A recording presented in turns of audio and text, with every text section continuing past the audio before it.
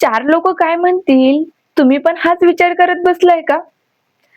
कारण तुम्ही जर लोकांच्या मतानुसार वागायला गेलं, तर आयुष्य तुमचं नाही, लोकांचं होऊन जाईल. ऐका तर मग ही एक छोटीशी गोष्ट. एक मुलगा आणि वडील घोडा घेऊन जात होते. मुलगा वडिलांना म्हणतो, "तुम्ही घोड्यावर बसा, मी पायी चालतो." तर वडील घोड्यावर बसतात आणि मुलगा पायी चालतो. तेवढ्यात काही लोक म्हणू लागतात, "वडील किती निर्दयी आहे. स्वतः मात्र आरामात घोड्यावर बसलाय आणि लहान मुलाला उन्हातून चालवतोय." ते ऐकून वडिलांना वाईट वाटतं. तो मुलाला घोड्यावर बसवतो आणि स्वतः मात्र पायी चालतो. परत पुढे काही लोक म्हणू लागतात, "मुलगा किती निर्लज्ज आहे. स्वतः तरुण आणि धडधाकट असून सुद्धा बापाला पायी चालवतोय आणि स्वतः मात्र आरामात घोड्यावर बसलाय."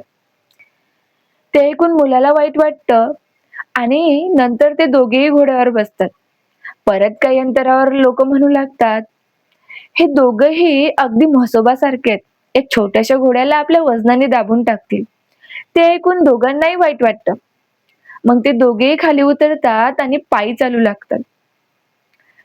परत काही अंतरावर लोक भेटतात आणि म्हणू लागतात, "हे दोघं किती मूर्ख आहेत ना.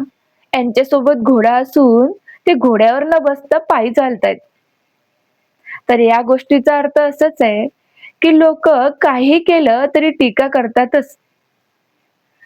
तर लोकांच्या मतानुसार वागायला जाऊ नका. तुम्हाला काय आवडते ते महत्वाचं आहे, ते करा. कारण लोकांच्या मतानुसार जगायला गेलं तर आयुष्य तुमचं नाही, लोकांचं होऊन जाईल. तर ही गोष्ट कशी वाटली कमेंटमध्ये नक्की सांगा. आणि अशा प्रेरणादायी गोष्टींसाठी सखी संतोषीला फॉलो करायला विसरू नका.